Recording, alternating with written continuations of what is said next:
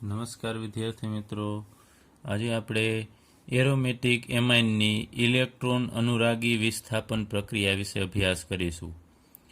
તો આગળ ઉપર આપણે અભ્યાસ કરી ગયા છીએ કે એનિલિન છે એ 5 સસ્પંદન બંધારણ ધરાવે છે. તેમાં આપણે સસ્પંદન બંધારણમાં દર્શાવેલું કે આ બંધના ઇલેક્ટ્રોન છે એ પાયબંધના ઇલેક્ટ્રોન આ કાર્બન મેળવી લેશો તો ત્યાં ઋણ વીજભાર આવશે, અને આ અબંધકારક ઇલેક્ટ્રોન યુગ્મ છે એ અહીંયા શિફ્ટ થતા હોય છે અને અહીંયા દ્વિબંધ આવે છે. પછી આપણે જે સસ્પંદન બંધારણ દર્શાવીએ છીએ એ બંધારણમાં તમે અવલોકન કરશો કે અહીંયા 3 જગ્યાએ, અહીંયા હું એક જ સાથે દર્શાવી દઉં છું, એક સાથે અહીંયા 3 વીજભાર ન હોય, પરંતુ હું સમજવા માટે દર્શાવી દઉં છું કે એના 5 સસ્પંદન બંધારણમાં તમે અવલોકન કરશો તો અહીંયા 2 ઓર્થો પોઝિશન ઉપર ઋણ વીજભાર આવે છે અને એક પેરા પોઝિશન ઉપર ઋણ વીજભાર આવે છે. તો અહીંયા તમે જોઈ શકો છો એનિલિનમાં બેન્ઝીન કેન્દ્રમાં ઓર્થો સ્થાન ઉપર અને પેરા સ્થાન ઉપર ઇલેક્ટ્રોનની ઘનતા વધારે જોવા મળે છે. અહીંયા આ ઓર્થો સ્થાન અને આ સ્થાનને આપણે કહેશું પેરા સ્થાન. એમાં ઇલેક્ટ્રોન ઘનતા વધુ છે, અહીંયા પણ ઇલેક્ટ્રોન ઘનતા વધુ. એ જ રીતે આ બાજુની પોઝિશન છે એ પણ ઓર્થો સ્થાન જ થશે, એટલે 2 ઓર્થો સ્થાન અને એક પેરા સ્થાન, એમાં ઇલેક્ટ્રોનની ઘનતા વધુ જોવા મળે છે. તમે જુઓ છો ઋણ વીજભાર વધારે છે. તો કોઈ ઇલેક્ટ્રોન અનુરાગી પ્રક્રિયક કે જેના ઉપર ધન વીજભાર હશે, માનો કે અત્યારે હું E+ વડે દર્શાવી દઉં છું, આ ઇલેક્ટ્રોન અનુરાગી પ્રક્રિયક છે. ઇલેક્ટ્રોન અનુરાગી પ્રક્રિયક ઉપર ધન વીજભાર હોય છે, તો તમને ખ્યાલ છે સ્વાભાવિક રીતે આ ધન વીજભારિત પ્રક્રિયક છે એ ક્યાં જોડાશે? કે જ્યાં ઋણ વીજભાર વધારે હોય ત્યાં. તો એનિલિનમાં એ ઓર્થો સ્થાન અને પેરા સ્થાન ઉપર ઋણ વીજભાર છે એ વધારે છે, તો ધન વીજભારિત આ આયન છે એ કાં તો ઓર્થો સ્થાનમાં જોડાશે અને કાં તો પેરા સ્થાનમાં. તો અહીંયા રહેલો NH2 સમૂહ, એમિનો સમૂહ છે એ ઓર્થો પેરા નિર્દેશક છે, કે આ NH2 ની હાજરીના કારણે અહીંયા ઓર્થો સ્થાન અને પેરા સ્થાનમાં ઋણ વીજભાર આવે છે. તો આપણે લખીએ NH2 સમૂહ, એનિલિન ઉપર રહેલો NH2 સમૂહ છે એ ઓર્થો પેરા નિર્દેશક છે.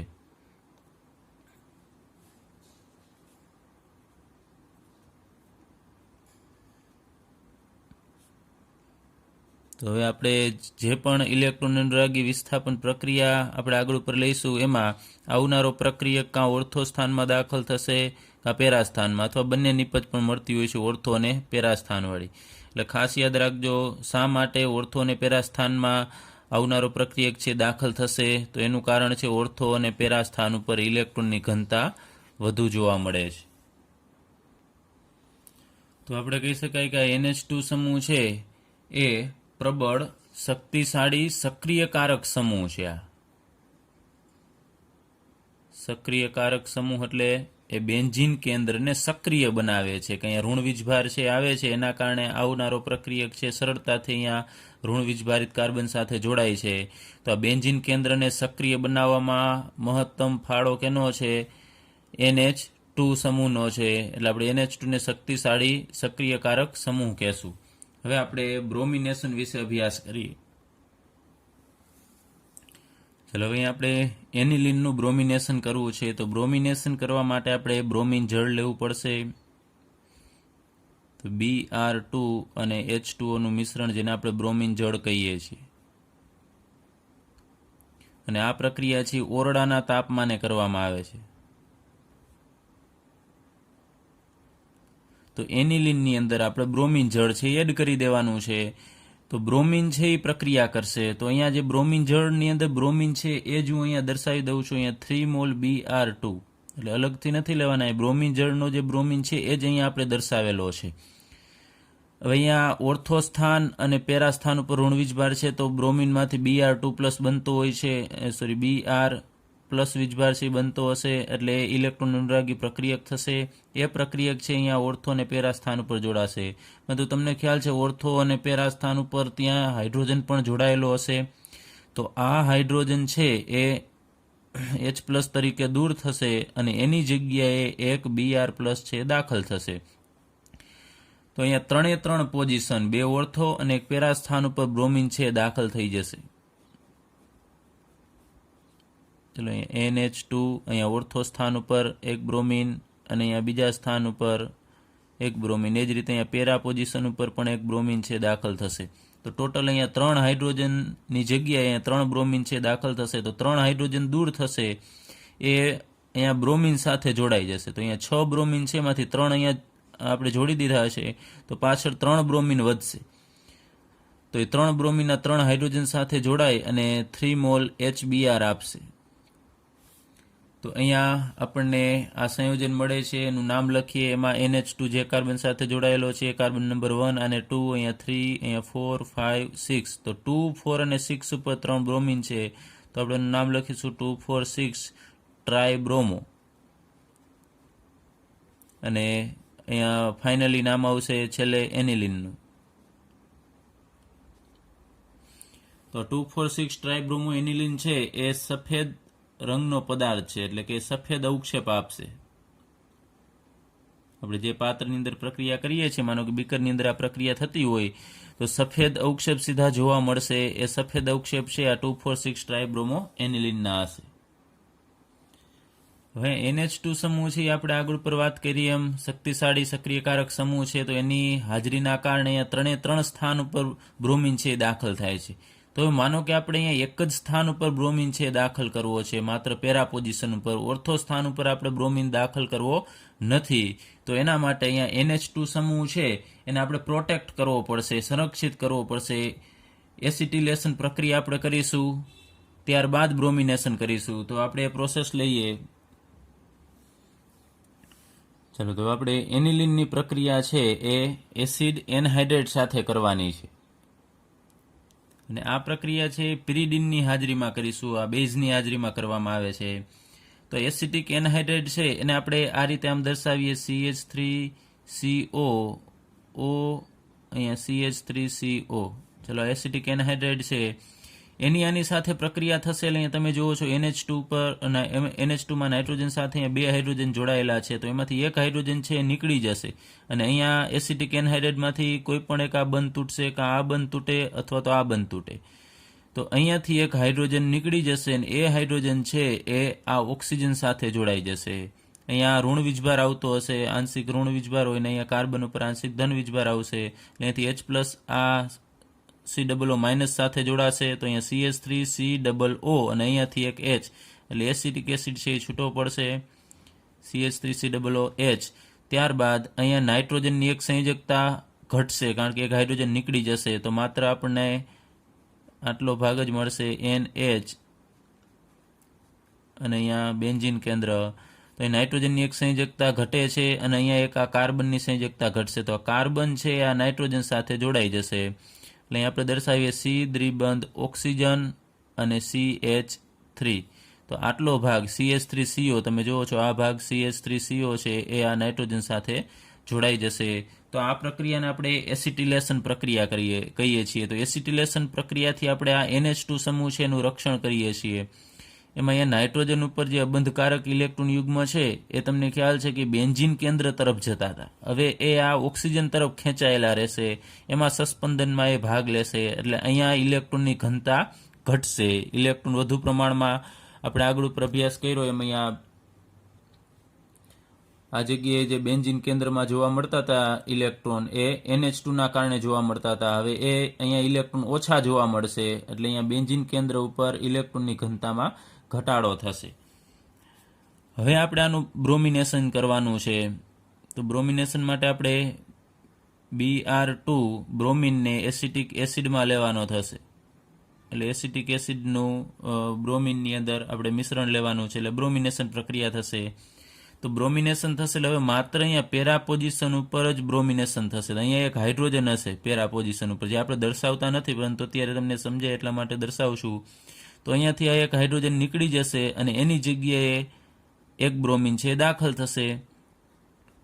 તો અહીંયા બેન્ઝીન કેન્દ્રના પેરા પોઝિશન ઉપર આપણને એક બ્રોમિન મળશે અને ઉપરનો સમૂહ છે આપણે એમને દર્શાવી દઈએ, એમાં કોઈ પણ પ્રકારનો ફેરફાર થતો નથી. ચલો, હવે અહીંયા 2 બ્રોમિન હતા, એમાંથી એક બ્રોમિન અહીંયા જોડાશે અને આ એક હાઇડ્રોજન અહીંયાથી નીકળી જશે. એક હાઇડ્રોજન હજુ અહીંયા એક બ્રોમિન વધશે, એ બ્રોમિન સાથે જોડાય અને HBr તરીકે મુક્ત થશે, એ છૂટો પડશે. ત્યારબાદ હવે ફરીથી આપણે અહીંયા NH2 સમૂહ લઈ આવવો છે, તો આનું આપણે જળ વિભાજન કરવું પડશે. એસિડિક અથવા તો બેઝિક માધ્યમની અંદર આપણે જળ વિભાજન કરવાનું છે. તો અહીંયા આપણે લખીએ H+ અથવા OH-, એટલે કે આ એસિડિક અથવા તો બેઝિક માધ્યમની અંદર આપણે જળ વિભાજન કરીશું. તો જળ વિભાજન એટલે આપણે H2O છે એ ઉમેરવાનું છે. તો હવે અહીંયા આપણે પ્રક્રિયા લઈએ કે પ્રક્રિયા કઈ રીતે થશે. તો અહીંયાથી બંધ તૂટશે, આપણે પાણી એડ કરવાનું છે, H2O. જળ વિભાજન એટલે પાણીનું ઉમેરણ થવું. તો H2O એડ કરીશું તો અહીંયા આ નાઇટ્રોજન ઉપર તમને ખ્યાલ છે આંશિક ઋણ વીજભાર આવતો હશે, આના ઉપર આંશિક ધન વીજભાર આવતો હશે આ કાર્બન ઉપર. તો અહીંયા H+ જોડાશે, આ બાજુ પાણીનો H ભાગ જોડાશે H+, અને આ બાજુએ પાણીનો OH- ભાગ જોડાશે. તો અહીંયા બેન્ઝીન ઉપર NH અને બીજો એક H દાખલ થવાથી NH2 મળશે. તો અહીંયા આપણને બેન્ઝીન ઉપર NH2 ને બ્રોમિન છે એમને પેરા પોઝિશન ઉપર રાખવાનો છે, અને આ ભાગ CH3CO અને અહીંયા OH એટલે કે એસિટિક એસિડ આપશે, CH3COOH. તો આનું નામ થશે પેરાબ્રોમો એનિલિન. અને બીજું નામ આપવું હોય તો 4-બ્રોમો એનિલિન પણ કહી શકાય.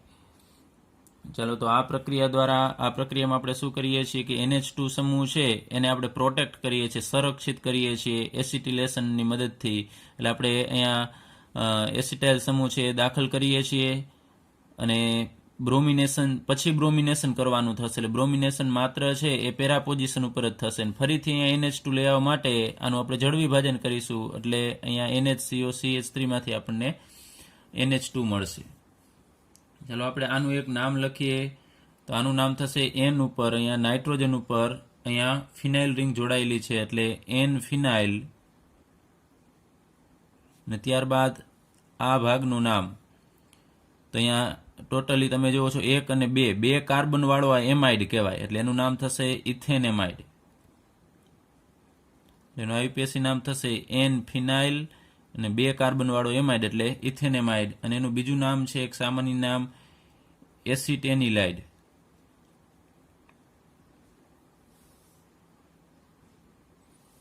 ચાલો હવે આપણે સમજીએ કે શા માટે આ એસિટિલેશન કરવાથી પેરા સ્થાન ઉપર જ બ્રોમિન દાખલ થશે. તો અહીં આપણે એકનું સસ્પંદન બંધારણ દર્શાવીએ, માત્ર આટલો ભાગ જ દર્શાવીએ કે નાઇટ્રોજન જે અહીંયા હાઇડ્રોજન સાથે જોડાયેલો છે, તો અત્યારે આપણે એમને સંયોજકતા ખાલી રાખીએ, અને અહીંયા નીચે બ્રોમિન સાથે જોડાયેલો ફિનાઇલ કેન્દ્ર સાથે જોડાયેલો છે. અને અહીંયા સિંગલ બોન્ડથી કાર્બન, અને કાર્બન છે એ ડબલ બોન્ડથી ઓક્સિજન સાથે જોડાયેલો છે, અને અહીંયા CH3. અને અહીંયા નાઇટ્રોજન ઉપર અબંધકારક ઇલેક્ટ્રોન યુગ્મ હશે, અને ઓક્સિજન પાસે 2 અબંધકારક ઇલેક્ટ્રોન યુગ્મ હશે. તો આનું આપણે સસ્પંદન બંધારણ દોરીએ. તો અહીંયા આ બંધના ઇલેક્ટ્રોન, જે પાઈ બંધના ઇલેક્ટ્રોન છે એ આ વધુ વિદ્યુત ઋણ ઓક્સિજન છે મેળવી લેશે. તો અહીંયા કાર્બન અને ઓક્સિજન વચ્ચે અહીંયા સિંગલ બોન્ડ આવશે, અને ઓક્સિજન ઉપર 2 અબંધકારક હતા, અને આ બંધના 2 ઇલેક્ટ્રોન પાછા મેળવી લેશે, એટલે ઓક્સિજન ઉપર ઋણ વીજભાર આવશે. અને અહીંયા CH3. તો તમે જુઓ છો કાર્બનની સંયોજકતા ઘટશે, તો તરત જ જેવા આ બંધના ઇલેક્ટ્રોન છે ઓક્સિજન મેળવશે કે તરત જ નાઇટ્રોજન પોતાના અબંધકારક ઇલેક્ટ્રોન યુગ્મ છે એ આ કાર્બનને આપી દેશે. એટલે અહીંયા એક નવો બંધ બનશે, એટલે કે નાઇટ્રોજન અને કાર્બન વચ્ચે દ્વિબંધ બને છે, અને નાઇટ્રોજન પોતાના ઇલેક્ટ્રોન ગુમાવે છે, એટલે નાઇટ્રોજન ઉપર ધન વીજભાર આવશે. ફરીથી એમાં સસ્પંદન થશે, ફરીથી આ બંધના ઇલેક્ટ્રોન, નાઇટ્રોજન છે ઇલેક્ટ્રોન જે મેળવેલા હતા એ પાછા આપી દેશે, તો આ બંધના ઇલેક્ટ્રોન છે ફરીથી નાઇટ્રોજન મેળવી લેશે, તો ફરીથી આ બંધારણ છે આપણને પ્રાપ્ત થશે. અને ફરીથી ઓક્સિજન મેળવશે, નાઇટ્રોજન ઇલેક્ટ્રોન આપશે. તો આના 2 સસ્પંદન બંધારણ આના જોવા મળે છે. તો એમાં તમે જુઓ છો કે નાઇટ્રોજનના જે અબંધકારક ઇલેક્ટ્રોન યુગ્મ છે એ અહીંયા આ 2 સસ્પંદનમાં વપરાઈ જશે, અહીંયા બેન્ઝીન કેન્દ્ર બાજુ જતા નથી. આપણે એનિલિનના 5 સસ્પંદન બંધારણ દર્શાવેલા, એમાં નાઇટ્રોજન ઉપર જે અબંધકારક ઇલેક્ટ્રોન યુગ્મ હતા એ આ બેન્ઝીનના સસ્પંદનમાં અહીંયા વપરાતા હતા. તો હવે અહીંયા આ નાઇટ્રોજનના જે અબંધકારક ઇલેક્ટ્રોન યુગ્મ છે નીચેની તરફ જશે નહીં, એટલે અહીંયા ફિનાઇલ કેન્દ્ર ઉપર અહીંયા ઋણ વીજભાર છે એ ઓછો ઉત્પન્ન થશે. તો અહીંયા આ જે સમૂહ છે NHCO CH3 એના કારણે આ ફિનાઇલ કેન્દ્ર છે એ ઓછો સક્રિય બનશે. તો આ સમૂહ છે એ ઓછો સક્રિય છે. આગળ ઉપર આપણે કીધું હતું સક્રિયકારક સમૂહ NH2 કરતાં આ સમૂહની સક્રિયકારક ક્ષમતા છે એ ઓછી હશે. તો અહીંયા આપણે લખીએ NHCO CH3 ની સક્રિયકારક અસર NH2 સમૂહ કરતાં ઓછી હોય છે.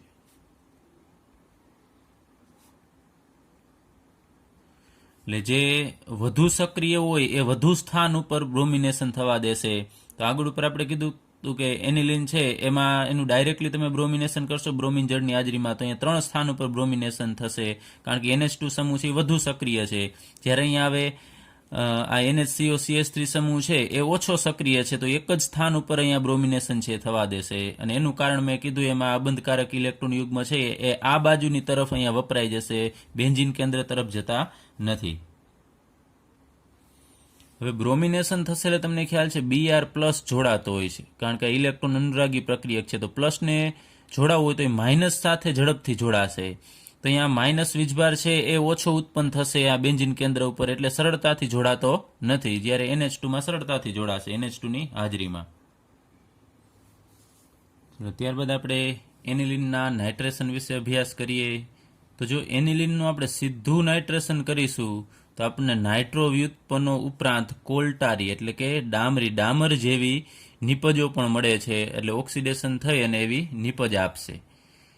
હવે જો નાઇટ્રેશન છે એ પ્રબળ એસિડિક માધ્યમમાં કરવામાં આવે, વધુ પ્રબળ એસિડની હાજરીમાં કરવામાં આવશે તો આપણને મેટા પોઝિશન ઉપર પણ નાઇટ્રો સમૂહ મળશે. તો અહીંયા આપણે શરૂઆતમાં આગળ ઉપર દર્શાવેલું કે અહીંયા બેન્ઝીન ઉપર NH2 હોય તો NH2 સમૂહ છે એ ઓર્થો પેરા નિર્દેશક સમૂહ છે, એટલે આવનારા સમૂહને ઓર્થો સ્થાન અને પેરા સ્થાનમાં જ સ્થાન આપશે. પરંતુ ચાલો દર્શાવી દે, આ ઓર્થો સ્થાન છે અને આ પેરા સ્થાન છે. હવે જો પ્રબળ એસિડની હાજરીમાં જો પ્રક્રિયા કરવામાં આવે, પ્રબળ એસિડિક માધ્યમમાં પ્રક્રિયા કરવામાં આવે તો એસિડની માધ્યમ એસિડિક છે એટલે દ્રાવણની અંદર H+ તો હાજર હશે જ અને NH2 બેન્ઝીન ઉપર રહેલો NH2 છે એ આ H+ ને મેળવી લેશે. આ H+ ને મેળવી લેશે તો NH2 માંથી NH3+ બનશે, કેમ કે નાઇટ્રોજનના અબંધકારક ઇલેક્ટ્રોન યુગ્મ છે એ હાઇડ્રોજનને આપી અને એની સાથે બંધ બનાવે છે. તો એસિડિક માધ્યમની અંદર આ એનિલિનિયમ આયન છે જોવા મળશે બેન્ઝીન ઉપર NH3+. તો આ આયનને આપણે એનિલિનિયમ આયન કહીએ છીએ, આ પ્રોટોનિત કહેવાય. તો અહીંયા NH3+ જે સમૂહ છે એ મેટા નિર્દેશક સમૂહ છે.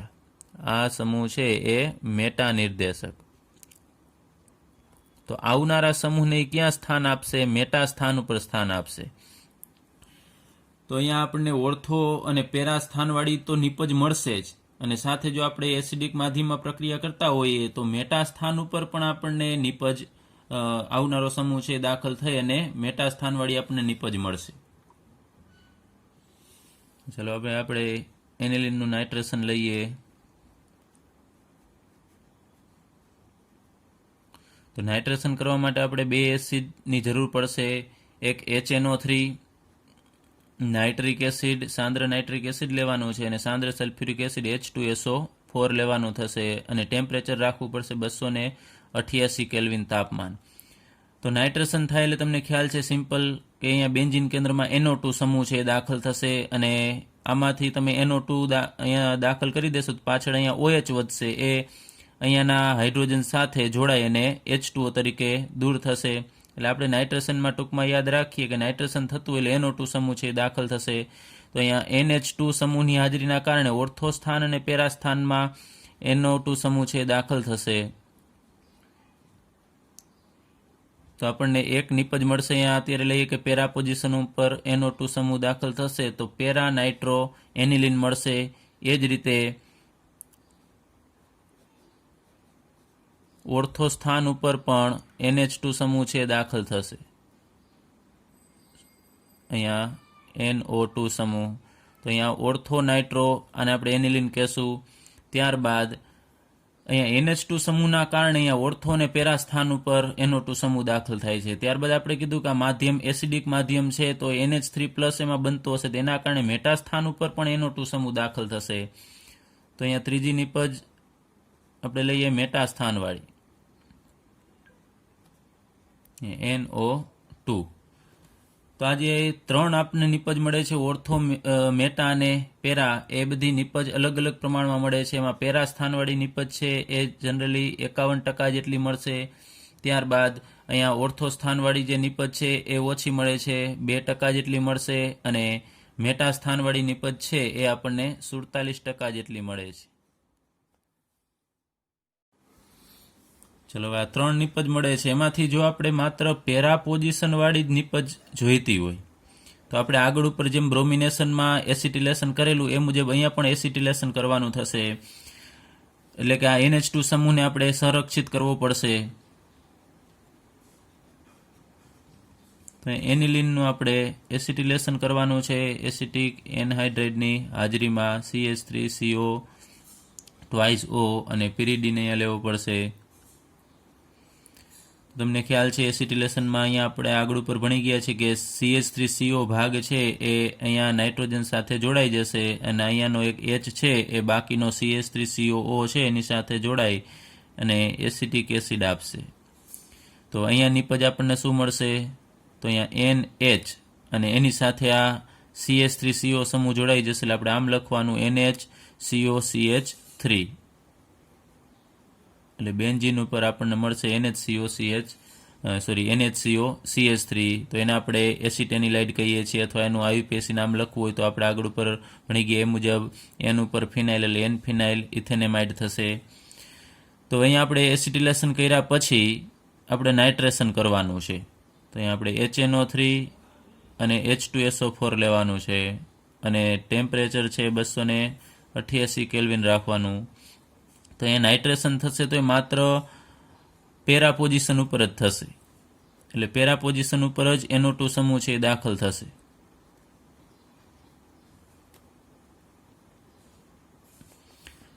હવે આપણે ફરીથી અહીંયા COCH3 છે એની જગ્યાએ આપણે NH2 લઈ આવવો છે. તો આનું આપણે આગળ ઉપર ભણી ગયા મુજબ જ અહીંયા ફરીથી આપણે જળ વિભાજન કરીશું એસિડિક અથવા તો બેઝિક માધ્યમની હાજરીમાં H+ અથવા OH- ની હાજરીમાં આપણે જળ વિભાજન કરીશું. એટલે કે H2O લેવાનું છે. એટલે અહીંયાથી બંધ તૂટશે, આ બાજુએ પાણીનો OH ભાગ જોડાશે અને આ બાજુએ H ભાગ, એટલે અહીંયા બેન્ઝીન ઉપર આપણને મળશે NH2 અને પેરા પોઝિશન ઉપર NO2 એમનેમ રહેશે, એમાં કોઈ પણ પ્રકારનો ફેરફાર થતો નથી. અને અહીંયા CH3COOH એટલે કે એસિડિક એસિડ મળે છે. તો આનું નામ થશે પેરા નાઇટ્રો એનિલિન. જો આપણને પૂછે કે પેરા નાઇટ્રો એનિલિનની જ ફક્ત બનાવટ આપો, એ કઈ રીતે બનાવવામાં આવે છે, તો આપણે એનિલિન લઈ એનું એસિટિલેશન કરવાનું છે, પછી નાઇટ્રેશન કરવાનું છે, ત્યારબાદ જળ વિભાજન કરીશું એટલે આપણને પેરા નાઇટ્રો એનિલિન એક જ નિપજ મળશે. ચલો, ત્યારબાદ આપણે એનિલિનના સલ્ફોનેશન વિશે અભ્યાસ કરીએ. તો એનિલિનનું સલ્ફોનેશન કરવા માટે એનિલિનની અંદર આપણે સાંદ્ર સલ્ફ્યુરિક એસિડ એડ કરવું પડશે, સાંદ્ર H2SO4. H2SO4 માંથી H+ મુક્ત થશે, તો એક H+ છે એ આ NH2 સાથે જોડાશે અને નાઇટ્રોજન પોતાના અબંધકારક ઇલેક્ટ્રોન યુગ્મ છે એ આમાંથી આવતા H+ ને આપશે અને એમાંથી બનાવશે NH3+, એટલે એનિલિનિયમ આયન બનાવશે. તો આ ધન આયન બને છે, તો સાથે ઋણ આયન હશે, તો અહીંયા H2SO4 માંથી એક H+ નીકળી જશે, તો પાછળ HSO4- છે વધશે, એ અહીંયા જોડાઈ જશે HSO4-. તો આનું નામ થશે બેન્ઝીન ઉપર NH3 એટલે એનિલિનિયમ. પછી અહીંયા હાઇડ્રોજન છે તો લખીશું હાઇડ્રોજન અને SO4 એટલે સલ્ફેટ. તો એનું સંપૂર્ણ નામ થશે એનિલિનિયમ હાઇડ્રોજન સલ્ફેટ. ચાલો, ત્યારબાદ આપણે આ એનિલિનિયમ હાઇડ્રોજન સલ્ફેટ છે એને H2SO4 ની હાજરીમાં ગરમ કરવાનો છે. H2SO4 ની હાજરીમાં આપણે 453 થી 473 કેલ્વિન તાપમાને ગરમ કરીશું. તો સલ્ફ્યુરિક એસિડની હાજરીમાં એટલા માટે ગરમ કરવામાં આવે છે કારણ કે આમાંથી પાણી દૂર થશે. પાણી ઝડપથી સલ્ફ્યુરિક એસિડ છે એ શોષી લેશે, કારણ કે H2SO4 છે એ પ્રબળ ભેજ શોષક છે. એ પાણીનો અણુ છે નિર્જળીકરણ કરતા છે, બીજામાંથી પાણી છે એ ખેંચી શકશે. તો અહીંયાથી આપણે પાણીનો અણુ છે દૂર કરવાનો છે. તો શું વધશે લઈએ તો અહીંયાથી એક હાઇડ્રોજન આપણે લઈએ, NH3માંથી એક હાઇડ્રોજન. ચલો અહીંયાથી એક હાઇડ્રોજન. ત્યારબાદ એક હાઇડ્રોજન માનો કે અહીંયાથી આપણે લઈ લઈએ, આ બીજો હાઇડ્રોજન આ HSO4નો છે, અને એક ઓક્સિજન છે એ આ SO4 છે એમાંથી આવશે. તો 2 હાઇડ્રોજન અને એક ઓક્સિજન જોડાઈ અને H2O દૂર થશે. ત્યારબાદ અહીંયા વધશે શું તો NH3માંથી એક હાઇડ્રોજન નીકળી જશે એટલે NH2 વધશે. અને નાઇટ્રોજન ઉપર ફરીથી અબંધકારક ઇલેક્ટ્રોન યુગ્મ પાછા આવી જશે કારણ કે H+ દૂર થતો હોય છે. ત્યારબાદ અહીંયા વધે છે SO3 જ વધશે. હાઇડ્રોજન તો અહીંયા જતો રહેશે, SO4માંથી ઓક્સિજન જશે તો SO3 વધશે. એ SO3 અહીંયા એક હાઇડ્રોજન હશે પેરા પોઝિશન ઉપર. ફરીથી એક પેરા પોઝિશન ઉપર હાઇડ્રોજન હોય, એ હાઇડ્રોજન દૂર થઈ અને એની જગ્યાએ જોડાઈ જશે SO3, અને એ દૂર થયેલો જ માનો કે આપણે હાઇડ્રોજન અહીંયા દર્શાવીએ તો આપણને સમૂહ મળશે SO3H. તો ફરીથી એક વખત જોઈ લઈએ, NH3+ HSO4માંથી H2O નો અણુ દૂર થશે. પાછળ વધેલો SO3 છે એ આ કાર્બન ઉપર અહીંયા જોડાશે, અને અહીંયા રહેલો એક હાઇડ્રોજન છે એને આપણે અત્યારે અહીંયા દર્શાવી દઈએ તો SO3H અહીંયા બનશે. તો આનું નામ થશે સલ્ફાનિલિક એસિડ. અને એનું બીજું નામ આપવું હોય તો આપણે આપી શકાય. આ મુખ્ય ક્રિયાશીલ સમૂહ થશે SO3H. તો એના પેરા પોઝિશન ઉપર અહીંયા NH2 છે, તો પેરા સ્થાન ઉપર NH2 હોવાથી આપણે લખીશું પેરા એમિનો, અને બેન્ઝીન ઉપર NH2 હોય એને આપણે કહીએ છીએ બેન્ઝીન સલ્ફોનિક એસિડ.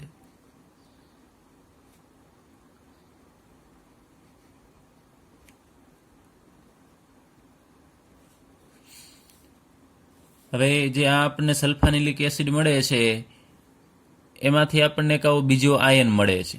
તો અહીંયા તમે જુઓ છો કે આ બેઝિક સમૂહ છે અને SO3H છે એ એસિડિક સમૂહ છે.